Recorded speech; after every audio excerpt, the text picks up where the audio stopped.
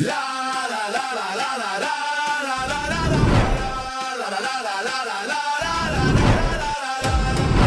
sfida è qui, il cuore batte forte, un solo tiro cambia la sorte.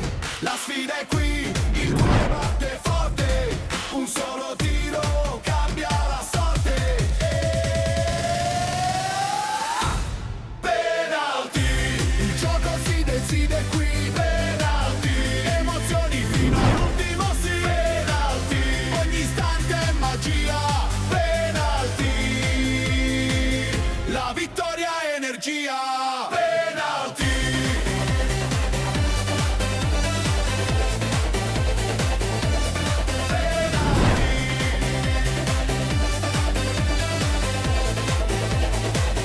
La vittoria è energia. Sportivi siciliani, ben trovati con Penalty, tutto il calcio di cui il calcio vero non parla mai, il consueto appuntamento settimanale con il calcio dilettantistico siciliano. In questa puntata, quella del mercoledì, che va in onda in diretta anche su TVM Palermo alle 15:30 e poi visibile anche alle 19:20 sul canale 15 del digitale terrestre di 7 Gold, parliamo di Serie D ma parliamo anche di eccellenza, mentre invece ne approfitto, pubblicizzo anche la puntata di domani alle 21 quando parleremo di eccellenza, perché c'è il turno infrasettimanale di Coppa Italia, ma parleremo anche di promozione e di prima categoria. Per parlare di Serie D ma anche di eccellenza, un allenatore che secondo me è molto rampante, attualmente fermo ai box, ma come al solito io dico sempre che la presenza all'interno di Penalty aiuta a promozionarsi e arriva quasi sempre, spesso, una panchina. Lui si chiama Eugenio Luvito. Buonasera a tutti, ciao Ettore, grazie dell'invito. Sei fermo ai box, ma stai guardando un po' ovunque. Sempre nei Aggiornato. campi, sia il sabato che la domenica, diciamo che mi divido le categorie per aggiornarmi sempre sui campionati. Ricordiamo la bella stagione in Serie D con la San Cataldese. Dopodiché la Serie D si è un po' allontanata, ma è una Serie D che secondo me dà anche spazio spesso e volentieri ai giovani. Certe volte alcune società preferiscono alcuni navigati allenatori per esperienza, per raggiungere magari dei risultati un po' più tranquilli. Condividi? Sì, è così. Diciamo che spero sempre, io in cuor mio, io sono sempre per i giovani. Dal punto di vista dei calciatori ho sempre lavorato con i giovani e spero sempre comunque sia in società che abbiano il coraggio di investire in giovani allenatori che abbiano anche idee innovative. Tra l'altro non bisognerebbe solo investire sugli allenatori, ma bisognerebbe investire anche sui giovani, da inserire quasi sempre in pianta stabile anche in campionati come in Serie D, mentre invece so che spesso e volentieri in Serie D preferiscono giocatori più di esperienza, quindi un po' più avanti di età. Dipende sempre dalle capacità di saper valorizzare i ragazzi.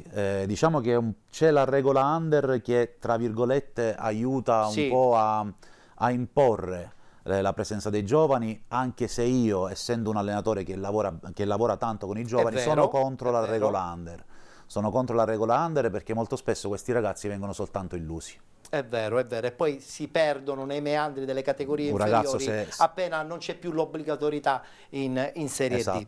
Stai seguendo moltissimo la Serie D, è una Serie D che in questo momento probabilmente non ha ancora definito la squadra da battere, c'è un certo equilibrio in testa, condividi? Condivido, anche perché ci sono tanti progetti che dovevano portare risultati diversi rispetto a quelli che stanno portando e altri progetti che sono delle sorprese. Diciamo che la prima in classifica per me non è una sorpresa, in senso che non che sia prima in classifica, la rosa, ma che sta facendo bene, perché comunque sia la coppia Chiavaro-Marra già avevano fatto benissimo quando io ero a San Cataldo con la Cireale, avevano raggiunto i playoff. È vero, è vero, è vero. Abbiamo dunque aperto il capitolo legato alla Serie D, pertanto apriamo ufficialmente i battenti della nostra trasmissione a questo punto.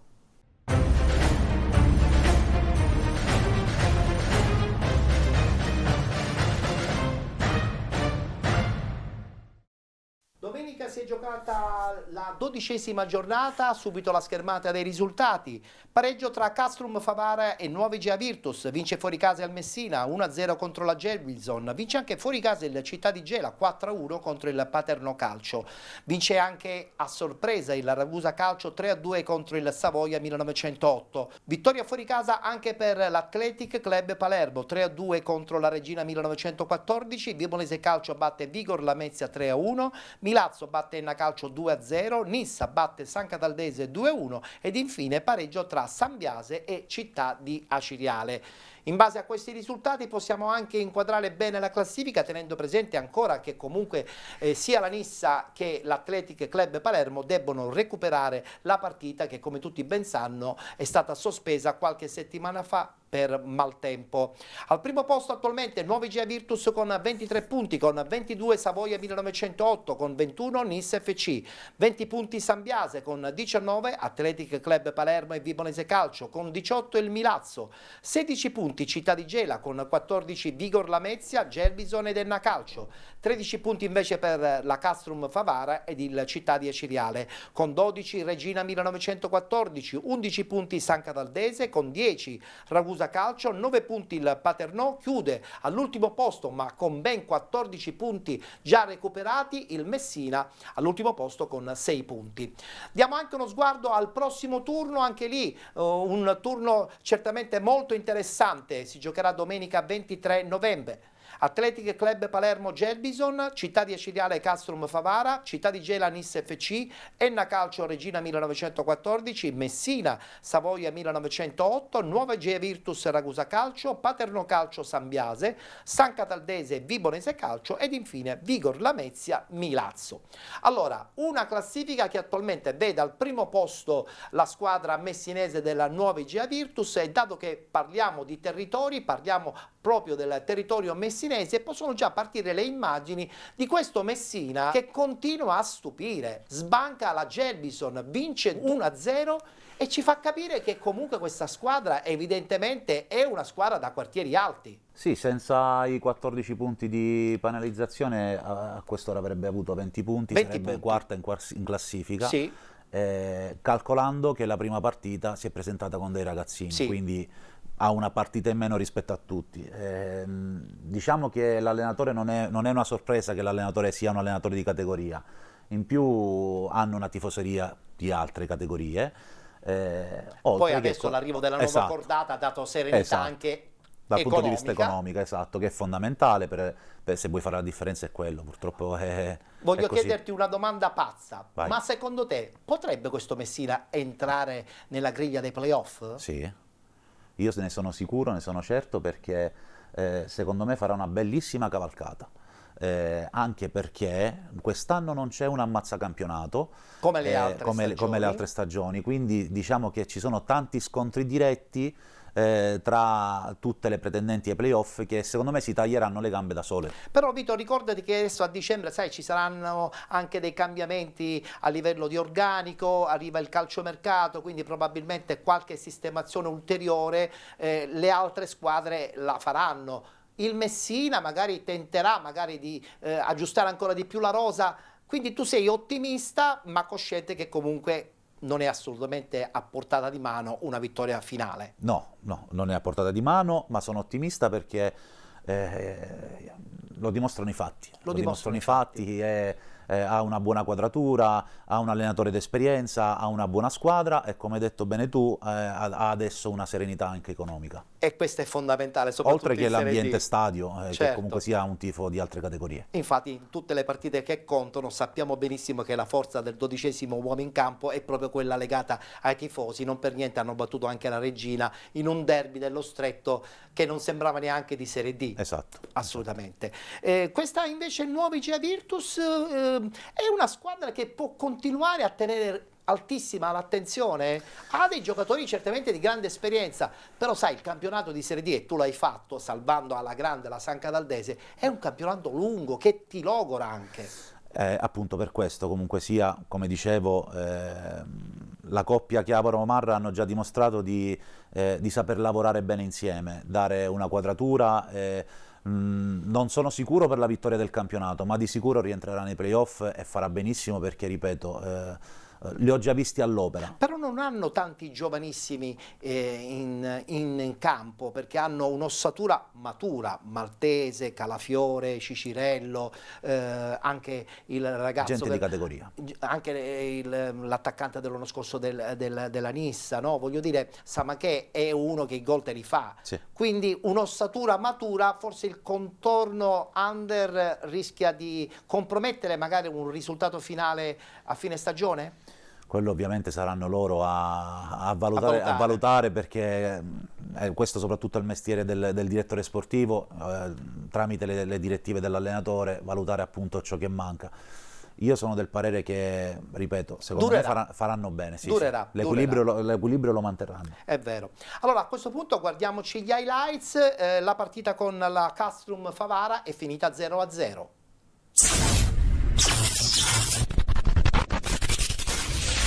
Ed è derby siciliano ad alta quota allo stadio Broccoleri di Favara tra il Castrum Favara di mister Terranova e la nuova Igea Virtus di mister Sasà Marra, il tutto agli ordini del signor Marco Ferrara di Roma. Le due squadre si incontrano per la seconda volta dopo l'incrocio che è avvenuto sempre sul terreno di gioco favarese in Coppa Italia di Serie D. Parte bene la formazione di casa oggi in completa tenuta bianca, che spinge soprattutto sulla corsia mancina sotto la guida del capitano Ciccio Vaccaro, il quale dopo un cross che non trova Varela cerca anche Gloria con una conclusione personale che però non trova i pali difesi da De Falco. Ancora attacca la compagine favarese con questa palla recuperata ai danni di Calafiore. La sfera arriva dalle parti di Piazza, che se la porta col sinistro cerca la conclusione, blocca a terra De Falco senza grossi problemi, ma ancora il Castrum Favara che attacca con Schembari, che arma ancora la corsa di Vaccaro, il quale alza la testa, mette in mezzo questo pallone rasoterra e per poco non arriva l'autogol. Qui la volée cercata senza grossa fortuna e con pochissima precisione da parte di Gio Pedro. Decisamente più pericoloso questo calcio di punizione con la palla allontanata dalla difesa del Castrum Favara. Insiste però la squadra di Marra, che nella ripresa trova le misure qui, diagonale di Gio Pedro che non trova i pali. Poi il numero 8 si rende protagonista di questo fallo ai danni di Kosovan. Il signor Ferrara di Roma è inarrestabile e implacabile, secondo cartellino giallo, chiude in 10 la partita. La nuova Igea Virtus, allora Castrum Favara, che cerca di portarsi in avanti con il cross di Vaccaro per la testa di Varela che viene anticipato. Arriva poi il tentativo dalla distanza da parte di Schembari, che non trova la porta, e su questa azione si chiude la partita. È 0-0 tra Castrum Favara e Nuova Igea Virtus, punto importante per i padroni di casa, seconda X di fila per i giallorossi di mister Marra. Alla prossima!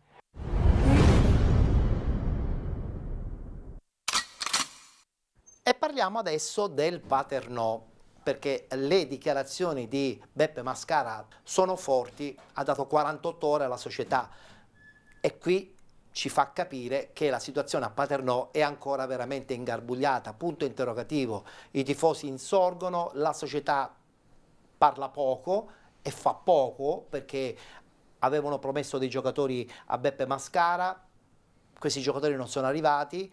Vi do 48 ore, altrimenti vado via, perché spesso e volentieri gli allenatori devono avere anche questo coraggio di non accettare le condizioni disastrose in cui la società ti mette a lavorare. Guarda, Paternò è un punto interrogativo da quest'estate. Sono stati fatti tantissimi discorsi, sono girati anche troppi. Sono girati tantissimi nomi per le panchine. Direttori sportivi che arrivavano, direttori sportivi che andavano via, poi c'è stata questa vendita, questa acquisizione da parte di questo presidente che, come hai detto tu, si espone poco, non c'è una comunicazione societaria, non si capisce cosa succede lì dentro. E questo vuol dire che con buone probabilità la situazione è incontrollata e quindi ci spiazza. Perché tra l'altro, insomma, il direttore generale è Claudio Cammarata, grandissima esperienza. Beppe Mascara lo conosciamo, carisma considerevole, l'anno scorso ha fatto una bellissima stagione a Novara. Voglio dire, ci mette la faccia un allenatore importante come Mascara. A te come società tutto questo ti può servire per rianimare anche l'ambiente, però è anche vero che poi alla fine ci vogliono i giocatori. Addirittura Mascara ne chiedeva 10. Ma diciamo che è secondo me, dal mio punto di vista, un grande campanello d'allarme quando un allenatore si siede davanti a un microfono e dà 48 ore alla società e non so cosa c'è dietro, perché vuol dire, se tu ti metti davanti a un microfono a dare 48 ore, vuol dire che tu non comunichi con la società o la società non comunica con te. Chiaro, non ti dà, È un'incognita, non si capisce cosa succede lì. È vero, è vero. Guardiamoci gli highlights. La vittoria in questo caso scaccia crisi anche per il Città di Gela, purtroppo nei confronti del Paternò. Il debutto di Misiti in panchina ha portato insomma, la squadra gelese a vincere questo scontro, volendo anche per una posizione più tranquilla in classifica. 4-1 il risultato finale proprio per il Città di Gela.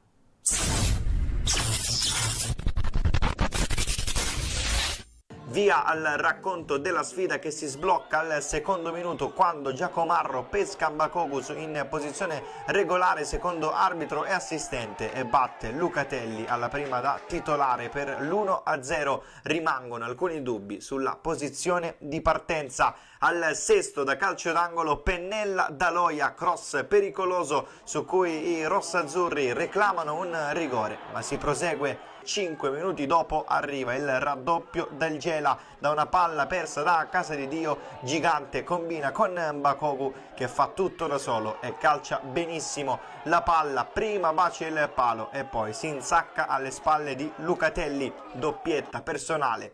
I tifosi rossazzurri non ci stanno e da lì sarà per tutto il match contestazione totale. Al 43esimo ancora da una palla persa in impostazione riparte il Gela con il solito Mbakogu che, servito da Giacomarro, spreca l'occasione del 3-0. Nella seconda frazione di gioco il Gela riparte da dove aveva finito, ovvero con grande fase offensiva. Qui ancora Mbakogu, pericoloso ma alza troppo la sua conclusione. Qualche istante dopo è ancora protagonista, salta Marchetti, usa tutto lo spazio a sua disposizione, serve Maltese che conclude ma trova un ottimo intervento di Virgillito. Il 3-0 arriverà da lì a poco, Maltese serve Marino, Di Fazio se lo perde e con una conclusione potente batte Lucatelli, gol che certifica il momento negativo del Paternò, che al 42esimo però trova la rete del 3-1 con Di Fazio che serve Golfo, il numero 10 anticipa il portiere e come contro l'Athletic Club Palermo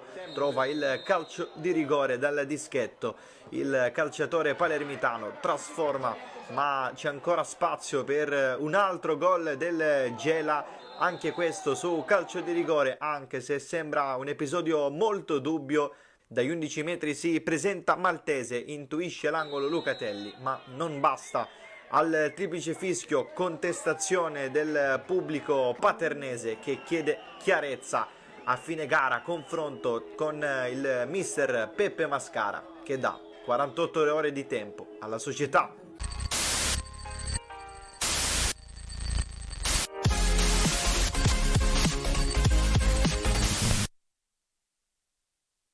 Un grande in bocca al lupo alla squadra, a Mascara, perché chiaramente dispiace vedere il Paternò in questa situazione così un pochettino non serena.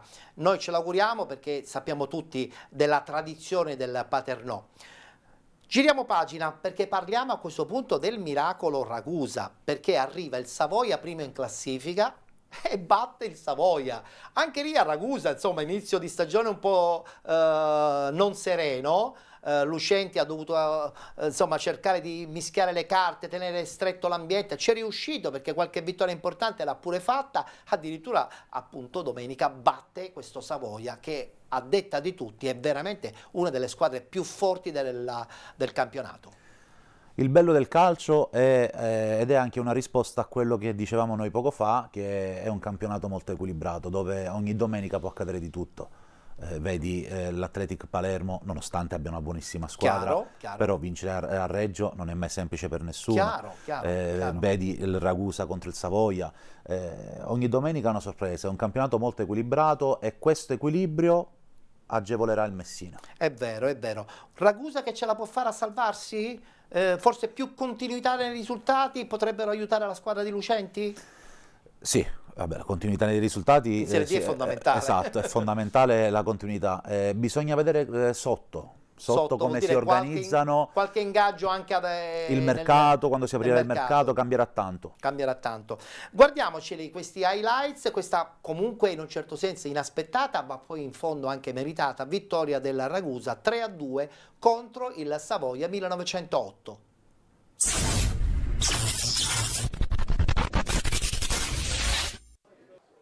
tutto pronto, sta per iniziare Ragusa-Savoia, 12ª giornata del campionato di Serie D. Felix Ledesma batte il calcio d'inizio per Ceca. Ledesma, il corner del Savoia, il pallone dentro, Reis giù, poi Cadile, il rigore per il Savoia. Parte Dani Muñoz contro Esposito, il tiro e il gol, Savoia in vantaggio, Savoia 1, Ragusa 0. Il pallone per D'Amore, il cross, il colpo di testa e il gol del Ragusa, il colpo di testa e il gol. Improvvisamente partono anche la musica dalle casse dello stadio, batte Muñoz direttamente in porta alla traversa del Savoia e poi il gol del Savoia, pallone che ritorna in campo ed è un gol del Savoia. Da qui l'abbiamo visto nettamente oltre la linea, colpo di testa di Ceca in anticipo, rosso per Ceca, ma cosa no, è imbarazzante soprattutto alla vigilia di una partita come Messina, pallone che arriva dalle parti di Muñoz sulla tre quarti, ancora Muñoz, il tiro e la respinta col petto di Esposito. Cadili saltato da Capone, ancora Capone nell'1 contro 1, il pallone dentro per Campanile, la conclusione di Lorenzo e poi arriva la rete di D'Amore sul secondo palo, il pareggio del Ragusa. Palla che arriva dall'altro lato, Cadili è più veloce, però c'è il fallo da parte del numero 25, ma riparte, attenzione, con Sinatra, il Ragusa, Sinatra la conclusione, il gol. Sinatra la conclusione e il gol. Savoia infilato in contropiede. Finisce qui Ragusa 3, Savoia 2.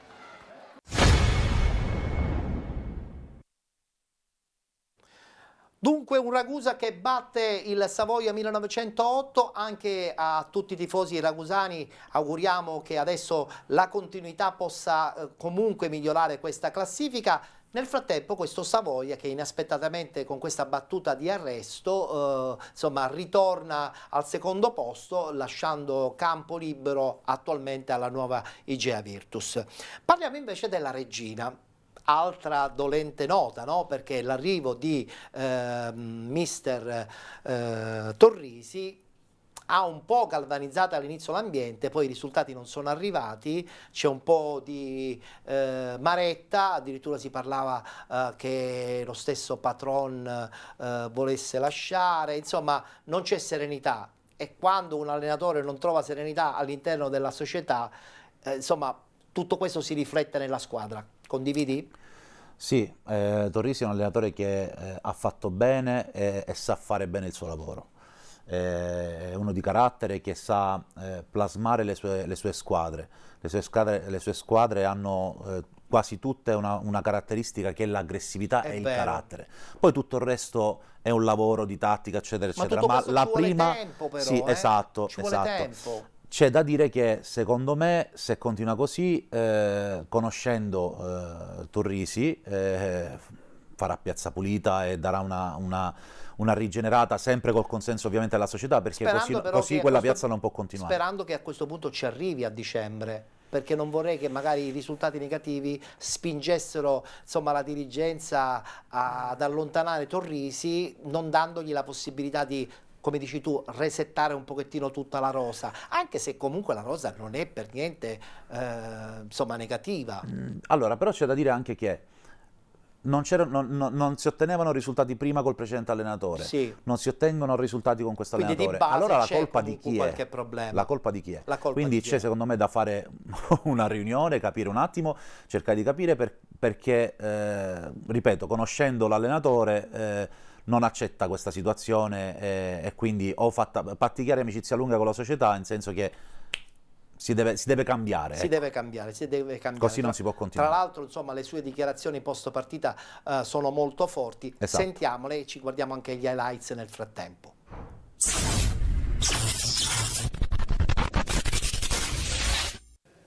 Sicuramente i numeri sono impietosi. Oggi abbiamo offerto una prestazione pietosa, dobbiamo chiedere scusa, perché quello che è stato offerto oggi è uno spettacolo vergognoso. 4 partite, 4 punti, sono d'accordo con lei. Ripeto, oggi è stato un test importantissimo perché ci permette di attenzionare alcune cose che sono uscite fuori. Questa è una squadra che da martedì pomeriggio fino a ieri a mezzogiorno è andata a 2000 km/h. È una squadra che si è allenata al massimo. È una squadra che non mi ha dato mai, dico mai, percezione che oggi non avremmo fatto una prestazione eccellente con un grande risultato. Cioè, oggi eravamo sereni, se possiamo passare questo termine, che la squadra doveva rispecchiare quello che ha fatto durante la settimana per centrare una prestazione importante e un risultato.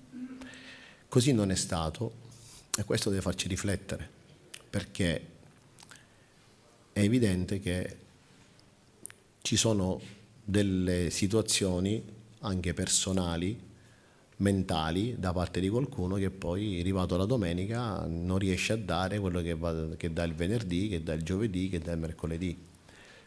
La palla oggi scottava veramente troppo, con tutto rispetto questo deve fare riflettere un po' tutti e capire che qui si gioca al Granillo, si gioca per la Regina e bisogna sicuramente avere un altro atteggiamento. Oggi non abbiamo vinto un duello, quindi penso che l'atteggiamento da parte di qualcuno in campo è stato veramente brutto da vedere. Mi sono vergognato io, quindi spero che qualcuno si vergogni rivedendo la partita, perché io quando metto la faccia sono qua perché sono il primo responsabile, ci mancherebbe altro. Ho trovato questa situazione, provo e cercherò in tutti i modi di invertirla, perché sono stato chiamato per questo, con il lavoro, però poi la domenica in campo non scendo io, scendono i giocatori e loro devono obbligatoriamente dare qualcosa in più, perché oggi in fase di non possesso siamo stati molto molli, non abbiamo rispettato le distanze, abbiamo recuperato pochi palloni e ha vinto un avversario che ha fatto il compitino per vincere e ha vinto.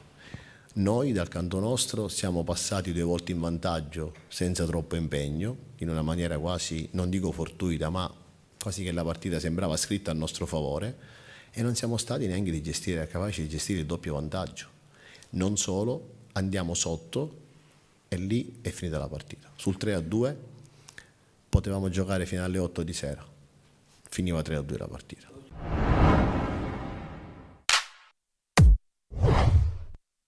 Abbiamo parlato della Regina, ma ci siamo dimenticati dell'Athletic, che comunque va a vincere una partita in un campo difficile, perché il Granillo è un gran campo, quando ci giochi un po' di timore te lo porti, e quindi se tu vinci lì evidentemente hai una base solida, che non è soltanto societaria, ma è anche tecnica. Sì, no, l'Athletic, sono andato a guardare io San Cataldese, Athletic Palermo. Sì. San Cataldo sempre nel cuore. San Cataldo sì, sempre nel cuore, ho tanti amici, ho lasciato bei ricordi e loro hanno lasciato bei ricordi nel mio cuore. Certo. E devo dirti che hanno una bella rosa, completa in ogni reparto, gente di qualità, di categoria nettamente superiore. Certo. Non è un caso se vince a Granillo, indipendentemente dalla prestazione avversaria, quello stadio ci ho giocato l'anno scorso, 2 anni fa, dà timore, se non ce l'hai quadrate. Ecco. Se non hai giocatori di esperienza ti tremano le gambe. Per quanto riguarda invece la Regina, come ti dicevo, un allenatore non ha la bacchetta magica. Lui nell'intervista ha detto una parola chiave importantissima, che è la verità. Io ho trovato questa situazione, devo avere il tempo di risolverla. Il calcio è il lavoro. Molti pensano che uno arriva alla bacchetta magica e fa risultati. E se lo dice un allenatore dobbiamo crederci. Ma i risultati sono frutto del lavoro, costante, ripetizione. Sì, è vero. Ci vuole tempo. Ci vuole tempo. Possono già partire le immagini di Vibonese e Lamezia, vittoria per la squadra della Vibonese. Anche qui una situazione situazione un po' ingarbugliata a Vibo Valencia, perché erano partiti con l'idea chiaramente di essere una delle squadre favorite per la vittoria finale.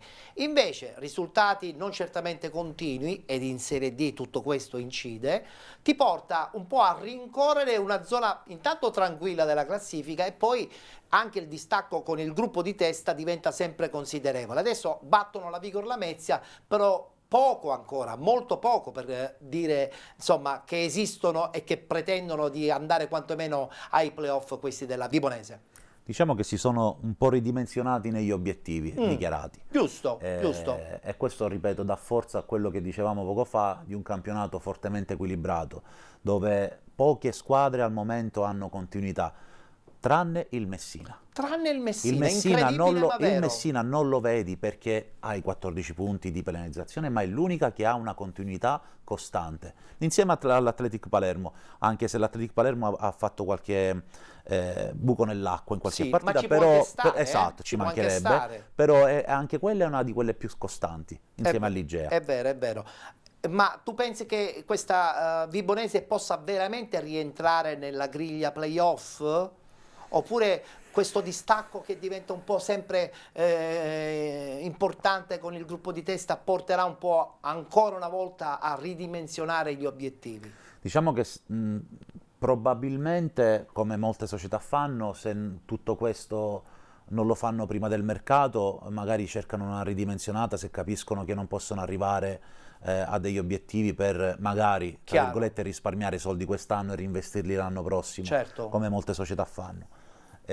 Quindi sta a vedere tutto da queste partite prima del mercato. È vero, è vero. Senti Eugenio, invece parlami di questo Milazzo, perché è un Milazzo ben amalgamato in questa stagione, neopromossa, hanno preso un allenatore di grande esperienza, un direttore sportivo di grande esperienza, parliamo di Catalano e Strianese, per cui hanno tutti i criteri per poter fare una stagione tranquilla, ma li vedo molto vicini alla zona alta, quindi c'è, credo, anche abbastanza soddisfazione per il lavoro sin qui svolto.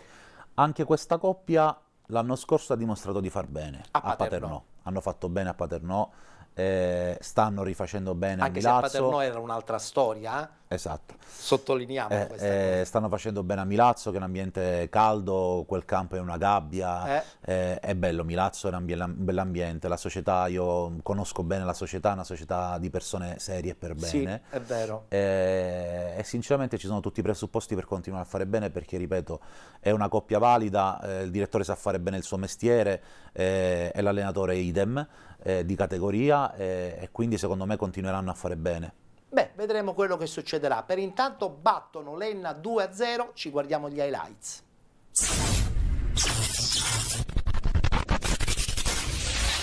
Nella 10ª giornata del girone B di eccellenza il Milazzo mette in campo cuore, carattere e nervi saldi contro un'Enna Maidoma sostenuta dai tifosi gialloverdi presenti nell'impianto mamertino. I rossoblù resistono, rilanciano e colpiscono proprio quando tutto sembrava finito. Dopo appena 8 minuti mister Catalano è costretto a rinunciare a Dall'Oglio, out per infortunio, sostituito da Scolaro. Nonostante il cambio forzato il Milazzo alza subito i giri del motore, Dama ci prova dalla distanza, giunta su calcio piazzato, ma le conclusioni non trovano lo specchio. L'Enna risponde al 38esimo, ci prova con Dadic che arma il destro e il pallone sibila al lato di un soffio. Ripresa decisamente più frizzante, dove l'Enna prova a prendere in mano il match già al 52esimo con l'incornata di Mbaye che sfiora la traversa. La risposta del Milazzo non tarda ad arrivare al 68esimo e Franchina a provarci di testa sugli sviluppi di un angolo, ma la mira è alta. Gli ospiti tornano a farsi vedere al 75esimo con una doppia occasione firmata Dadic e Rossitto, senza però trovare il bersaglio grosso.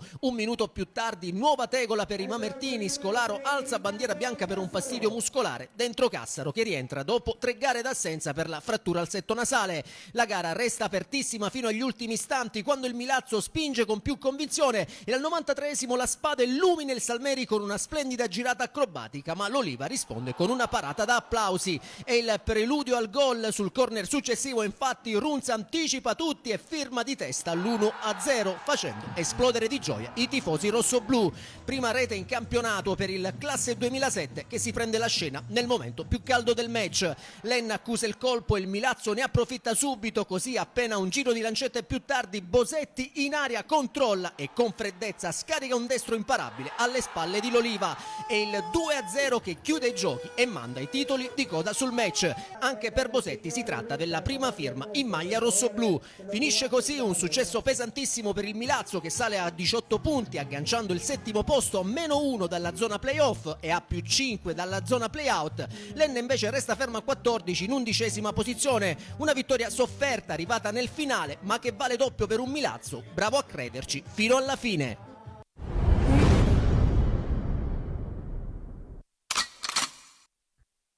Vince il Milazzo, ma vince anche la Nissa FC contro la San Cataldese. Intanto il ricordo più bello di San Cataldo che ti porti nel tuo cuore professionale?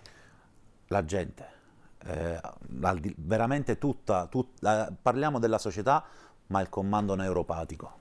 I tifosi, insomma, che ti fanno sentire il supporto continuo. A San Cataldo mi è capitato spesso la cosa più bella che succede nel calcio, che il tifoso riesce a riconoscere quando la squadra ha dato il massimo, esce dal campo con una sconfitta ed esce tra gli applausi. E beh, questo è un tifoso maturo. E a San Cataldo capita spesso, riescono a riconoscere, a San Cataldo non gli interessa il risultato, gli interessa che studi la maglia, e loro lo vedono, lo capiscono, e a me questa cosa mi ha colpito parecchio. E questa è la cosa che più ti porti. E lì sono stato benissimo, da San Cataldo. È casa. È vero, immagino. Nissa che vince appunto il derby 2-1, una Nissa che però insomma un po' ogni tanto zoppica, ma è veramente la squadra più forte di questo girone, Eugenio? La squadra più forte di questo girone c'è sempre il giudice supremo che è il campo. È vero. Come dici tu, zoppica perché è un campionato equilibrato, oggi magari domenica ha vinto, magari la prossima non si sa, perché ripeto... C'è il big match contro il Città di Gela, anche quello è difficile. Ogni partita diventa, non dico una finale, ma una partita è difficile. Imprevedibile, non c'è un ammazzacampionato, è un campionato molto equilibrato. Guardiamoci gli highlights, la vittoria proprio della squadra nissena 2-1 contro la San Cataldese.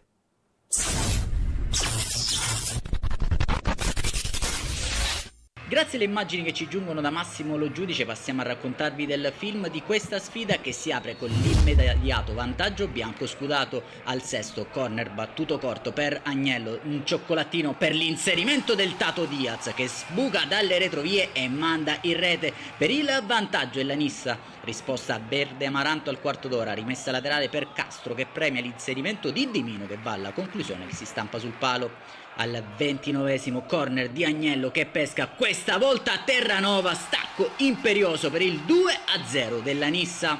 Al 34esimo punizione di Silvestri per Diaz che aggancia bene la sfera, passa in mezzo a due avversari e calcia trovando la gran risposta di Maravigna che manda in corner. Ultima emozione della prima frazione di gioco di marca verde amaranto da corner messo dentro per Di Rienzo, manda in bocca a Castelnuovo. 2 minuti al rientro in campo delle formazioni, rotulo a sinistra per Terranova che prova il diagonale, termina però strozzato sul fondo. Allo scoccare del 90esimo minuto di gioco la San Cataldese prova a riaprire la contesa, sfera che giunge a Morleo che mette dentro un cioccolatino per Castro che di testa accorcia le distanze. Non ci sarà più tempo però per la San Cataldese per trovare il pareggio, termina così al Marco Tomaselli di Caltanissetta. La Nissa sale a quota 21 punti in classifica con una gara ancora da giocare e si ricandida fortemente alla vetta della classifica. Un saluto amici appassionati, appuntamento come al solito alla prossima.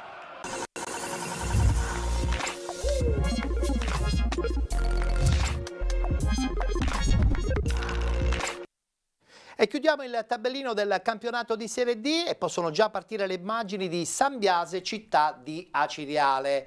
Anche lì una situazione ingarbugliata, adesso l'arrivo di Pagana ha resettato veramente tutto l'ambiente, i punti stanno incominciando ad arrivare, quando ti arrivano i punti penso che lavori con più serenità e tu da allenatore questa cosa la puoi giustamente confermare, no? Assolutamente, Pagana io l'ho avuto come allenatore a Troina, prima che io diventassi allenatore, quindi so benissimo qual è il suo calcio, so è una persona che stimo non Legge solo, molto bene la partita, non solo tra dal l'altro, punto di vista calcistico, ma anche come uomo, è uno che ci sa fare con lo spogliatoio. Condivido. Non a caso, con la stessa squadra, la stessa rosa, quando è subentrato lui, sono iniziati ad arrivare i risultati. Secondo me è un grande allenatore e secondo me è anche troppo sottovalutato come allenatore. È vero. Perché potrebbe avere in mano un progetto importante e lo saprebbe gestire bene, perché lo dimostra ogni anno. Ma io credo che il fatto che abbia preso in esame insomma, di allenare il Città di Ciriale, perché dietro forse c'è un progetto anche di continuità, magari quest'anno non tanto di zona playoff, ma quantomeno la prossima stagione proporre una Ciriale più suo, quindi con l'inserimento anche di alcuni dettami tattici che si avvicinano un po' al suo modo di giocare, al suo credo. Lo spero, perché se lo merita. Questo Aciriale ha secondo me le carte in regola per resettare tutto in questa stagione e poi magari la prossima puntare dritto verso il campionato di Lega Pro. Ci fermiamo, abbiamo la pausa pubblicitaria e poi subito i 2 gironi del campionato di eccellenza. Non cambiate canale, ci vediamo tra poco.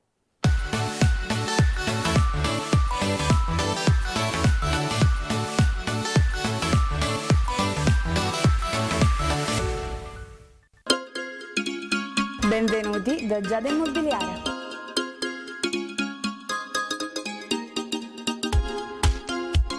La professionalità come punto di partenza, la qualità dei servizi come riferimento essenziale. Tutto questo è Giada Immobiliare di Giuseppe D'Antoni.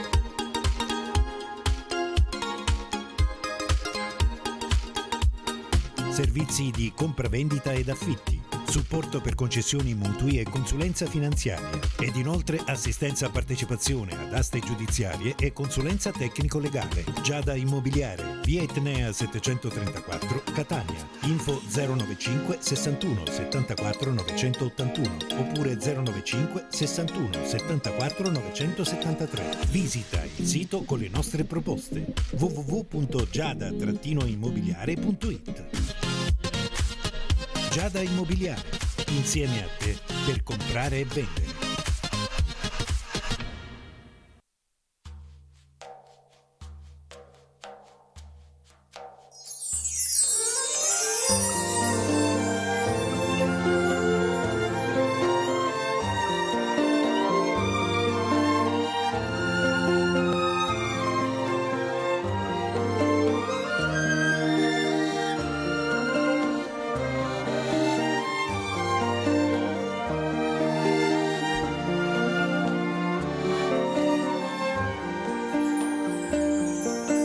Tra mari e ciuri nascisti tu, terra d'amori, non mori più.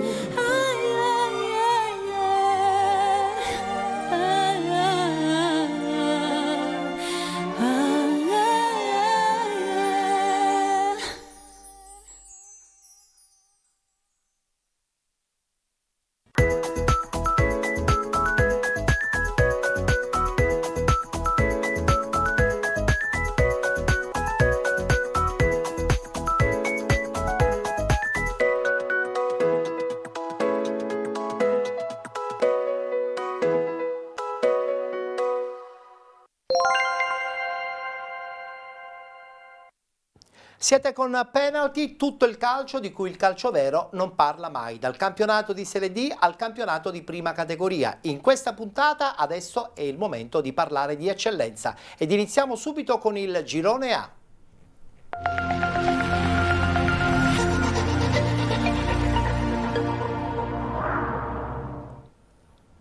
Decima giornata, subito la schermata per quanto riguarda i risultati delle partite di domenica. Castellammare batte Parmonval 2-0, Cus Palermo batte Accademia Trapani 2-1, vince fuori casa il Città di San Vito Lo Capo 1-0 contro il Marsala 1912. Pareggio tra Montelepre e Partinico Audace, vince fuori casa la Don Carlo Misilmeri contro l'Unitas Sciacca, vince anche fuori casa il Licata 4-1 contro il 90-011 Bagheria. Anche per il Bagheria Calcio, vittoria esterna 3-0 contro il il Camarat ed infine San Giorgio Piana batte Folgore Castelvetrano 1-0. Guardiamola questa classifica, lì possiamo certamente notare che in questo momento il Licata sembra veramente prendere il largo. Licata in testa con 23 punti, con 19 Marsala 1912 e Don Carlo Missilmeri con il Castellammare, 17 punti Unitas Sciacca e Città di San Vitolo Capo, con 16 Partinica Audace e Bagheria Calcio, con 15 il Camarat 1972, 14 punti per il San Giorgio Piana, 12 90-011 Bagheria, con 8 Parmonval e Montelepre, 7 punti Cus Palermo, con 6 Accademia Trapani, ultima in classifica la Folgore Castelvetrano con 1 punto. Allora, girone A, dove questo Licata, che tra l'altro deve recuperare la partita contro il Partinica Audace, sembra prendere il largo. 30 secondi per decifrare bene la stagione del Licata. Eugenio. Guarda, il Licata ha un buon allenatore che non è stato abbastanza fortunato nella sua esperienza ad Agragas. Io lo seguivo perché anche lì studiavo il campionato di Serie D. È stato sfortunato anche contro l'Unitas Sciacca, con l'Unitas Sciacca, sì, quando ha allenato a Sciacca l'anno scorso. Lui propone un buon calcio, propone delle sue idee, però noi ci siamo scelti un mestiere che purtroppo comanda i risultati. Lo so. Poi lì ci sono due nomi, come ti dicevo poco fa, che non a caso dove vanno loro fanno la differenza, che sono Privitera e Pettinato. Giocatori di equilibrio dentro e fuori dal campo. Loro cambiano le società, cambiano gli allenatori, ma guarda caso vincono sempre, perché loro danno una mentalità alla squadra all'interno dell'ambiente spogliatoio non indifferente.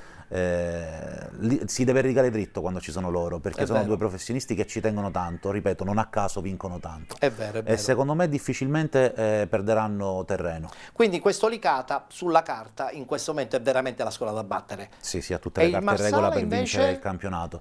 Che perde tra l'altro in casa contro il Città di San Vitolo Capo questa domenica, ridimensionato? Ma guarda, il Marsala, posso dirti che guardavo la classifica, sono 7 squadre nel giro di 3 punti. Compatti. E quindi lì è tutto da giocare. Quindi possiamo parlare del Marsala come possiamo parlare del Partinico o del Bagheria. Sono tutti in 3 punti. Marsala è una bella rosa. Arriveranno adesso anche gli scontri diretti. C'è qualche mio ex calciatore di San Cataldo come Donigro e Gledi. Hanno una rosa importante a Marsala, una piazza storica anche quella. Ma ripeto, Licata è la squadra da battere. Allora guardiamoci comunque questa sconfitta del Marsala ad opera della Città di San Vito Lo Capo, Marsala che è un po' in sofferenza, che deve assolutamente non perdere terreno dalla zona alta della classifica.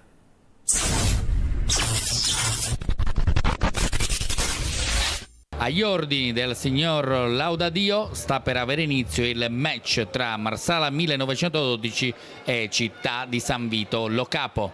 Inizia il match agli ordini del signor Laudadio della sezione di Matera, calcio d'inizio affidato al Città di San Vito Lo Capo che gioca in maglia azzurra da sinistra verso destra rispetto alla nostra postazione. Azione del Marsala, percussione centrale, la palla è per il bomber Sferruzza che prova il tiro dalla distanza, alto il pallone. Costa guadagna la sfera, ancora Costa, prova a dribblare due avversari, il tiro che va vicinissimo al palo alla destra di Sandu.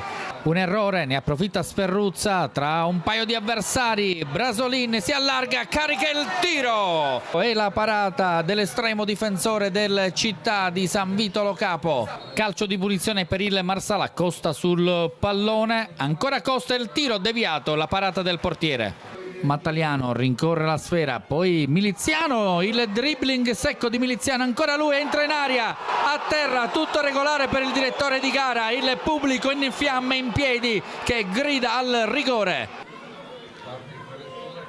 Corner, pallone al centro e questa volta la rete è buona, passa in vantaggio con il numero 6 Abdou.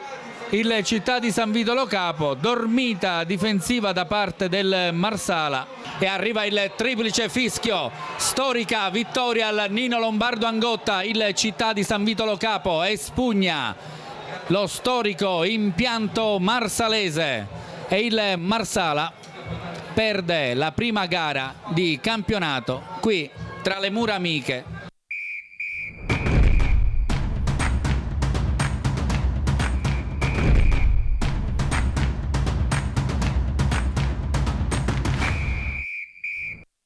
Marsala che perde in casa, mentre invece vince fuori casa in maniera forte e decisa in casa del Bagheria il Licata. Licata che batte 4-1 la squadra appunto del 90-011 e a questo punto si candida come assoluta leader di questo girone A del campionato di eccellenza. Guardiamo e soprattutto sentiamo l'intervista realizzata dopo la partita.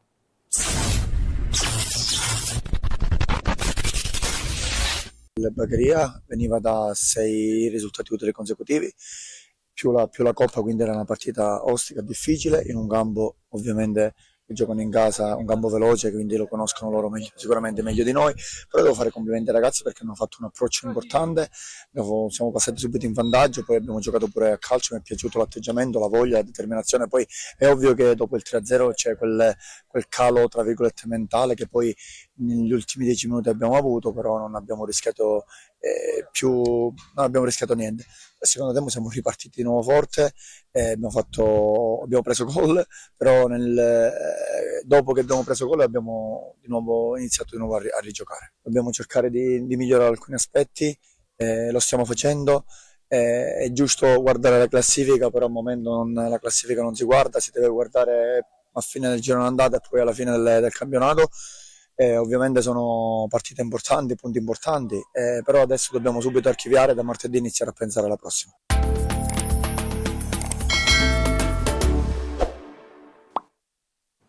In bocca al lupo dunque alla squadra di Lillo Bonfatto e vedremo quello che succederà in questo girone. Siamo ancora soltanto nella parte centrale del girone d'andata, tutto è ancora fattibile, quindi anche gli scontri diretti incideranno in quello che poi sarà il risultato finale.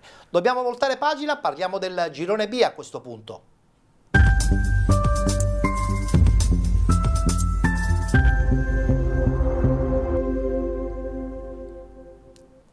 Anche qui 10ª giornata del campionato, subito i risultati con il Giarre che vince 1-0 con il Rosmarino, 2-1 del Gioiosa contro il Vittoria, 3-0 del Calcio Avola 49 contro la Leonzio 1909, vince anche 3-0 il Modica, 3-0 appunto contro la Leonfortese, pareggio tra San Fratello Acquedolcese e Messana 1966, vittoria fuori casa per il Niscemi FC 1-0 contro il Palazzolo, vince anche l'Atletico Catania 94 Via Grande 3-2 contro il Melilli ed infine il Mazzarone che batte in casa la Nebros 1-0. Guardiamo anche la classifica dove comunque vediamo la conferma di alcune squadre su tutte, Calcio Avola 49 e Modica Calcio, non per niente appaiate in vetta con 25 punti, 23 per l'Atletico Catania 94 Via Grande, 20 punti per il Messana, 19 la Leonzio, 17 Mazzarone con 16 Vittoria e Gioiosa, 15 il Niscemi FC con 12 il Rosmarino, 8 punti il Giarre,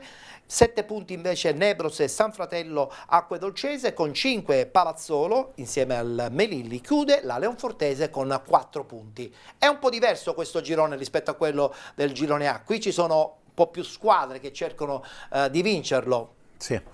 Diciamo che abbiamo Avola e Modica. Leggermente una spana sopra tutte? Avola ha fatto un mercato intelligente, sì. Ha mantenuto lo stesso allenatore, un allenatore bravo, sì. Capace e preparato, inserendo qualche innesto con gli stessi valori sì. e stessi equilibri. Modica abbiamo il re di coppe Filippo Raciti, è una nome da garanzia. Esatto, è una certezza, lui giustamente anche lì deve avere il tempo di ingranare, hanno lo stadio nuovo, c'è un nuovo entusiasmo. E lui è uno che conosce bene la categoria. Abbiamo Messana, un'altra squadra che ha fatto un mercato intelligente, sì. mantenendo stesso allenatore, stessa rosa con qualche innesto. Un po' ambiziosa come società, giusto che ci sia. Il Via Grande è lì perché ci deve stare. Con un allenatore di grande esperienza. Esatto, e con giocatori di categoria. Insomma, la sorpresa è la Leonzio. La sorpresa è la Leonzio, quindi un girone che insomma ancora non è stato chiarito chi sarà l'assoluta leader di questo girone. Queste tre sicuramente se la lotteranno fino alla fine. Infatti, le prime tre. Abbiamo modo, prima di passare ai saluti, di vedere anche gli highlights. La vittoria del Modica, un Modica che vince abbastanza facile contro la Leonfortese, 3-0 il risultato finale.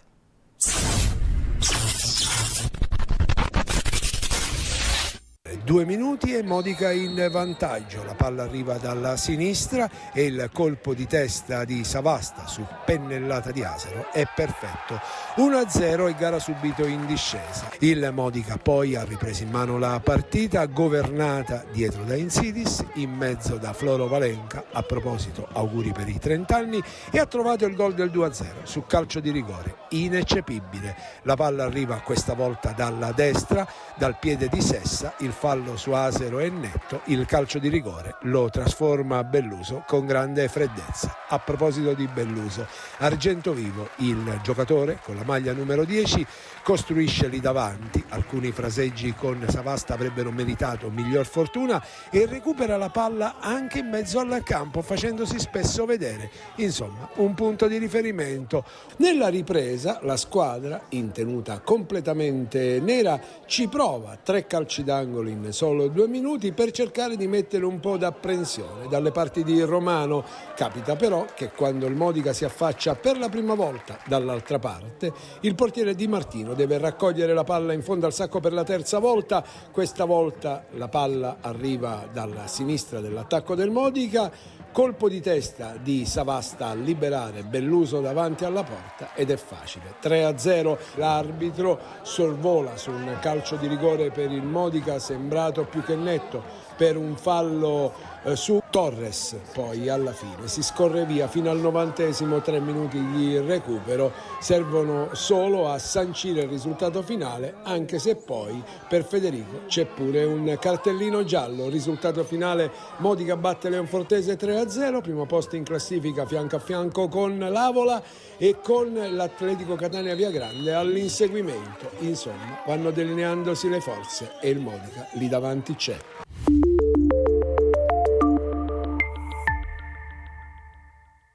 Il Modica c'è, ma c'è anche il calcio Avola di Sirigu, che certamente non renderà la vita facile alla squadra di Raciti, il re di coppe, come l'ha soprannominato il nostro ospite Eugenio Luvito. Siamo ai saluti. Eugenio, a questo punto una domanda che non ti ho fatta all'inizio ma che ti faccio adesso. A questo punto cosa succede? Sei in attesa di trovare dei progetti oppure ti stuzzica anche l'idea di metterci la faccia in situazioni certamente non tranquille e serene? Il desiderio è sempre... Perché molti allenatori sono pronti a farla questa situazione, anche mettendoci la faccia in una situazione drammatica. Allora, devo dirti che il desiderio è sempre quello di avere un progetto serio, sano, dove, a lungo termine, dove tu cresci, Chiaro. essendo un allenatore ambizioso. E è un modo di lavorare in serenità. Però devo dirti che a me stimolano tanto le situazioni difficili, caratterialmente. Ti fanno sperimentare nuove cose, cioè ti fanno uscire il genio. Ti fanno da dentro... stare anche più forte in campo. Sì, io devo dirti che le soddisfazioni più grandi le ho avute dalle situazioni difficili e non dalle situazioni facili. Ed è un progetto che magari potrebbe riguardare la Serie D oppure l'eccellenza? Guarda, progetto è progetto. Perché sicuramente le proposte ti saranno arrivate. Diciamo le chiamate le ho ricevute che non si sono concretizzate per forze maggiori. Non stiamo qui a parlarne. Vabbè, capiamo tutti di che parliamo. Però purtroppo è una realtà del nostro calcio, certo, è una tristezza del nostro calcio, però siamo qua, siamo in attesa. Io propongo la mia professionalità, come tutti sanno, e il mio curriculum parla chiaro. La conosciamo bene, sei uno che lavora molto sul campo, studia bene gli avversari, le tue caratteristiche io le ho inquadrate molto bene. Ci conosciamo da tanto tempo Sei ormai. un allenatore giovane, attenzione, anche questa cosa che io voglio dire a tutti i presidenti, puntate anche su allenatori giovani che magari non hanno un grandissimo curriculum, perché il curriculum se lo stanno costruendo. Quindi investire non soltanto sui giovani calciatori, possibilmente italiani e non argentini, e puntare anche su giovani allenatori. D'accordo. Che Bene. ti devo dire? Allora io ti auguro che adesso le cose possono andare per il verso giusto anche in prospettiva 2026, perché a dicembre ci sono molti cambiamenti, alcune squadre devono prendere delle decisioni, se salvare la stagione, se potenziare la rosa, se cambiare l'allenatore, quindi non è escluso che magari qualche tuo inserimento possa poi avvenire anche con successo. Noi te lo auguriamo con la promessa che ci vieni di nuovo a trovare. Sempre, grazie sempre dell'invito. Grazie a Eugenio Luvito. allenatore che è stato ospite oggi all'interno della nostra trasmissione. Grazie per essere stati con noi. Vi ricordo che ci vediamo noi domani alle 21. Domani si parlerà di promozione di prima categoria, ma ne approfitteremo anche per dare il resoconto del mercoledì di Coppa, sia del campionato di eccellenza ma anche del campionato di promozione. Voglio anche ricordarvi che questa puntata è visibile anche oggi, mercoledì, alle 19:20 sul canale 15 del digitale terrestre di 7 Gold. A tutti un abbraccio e appuntamento a domani.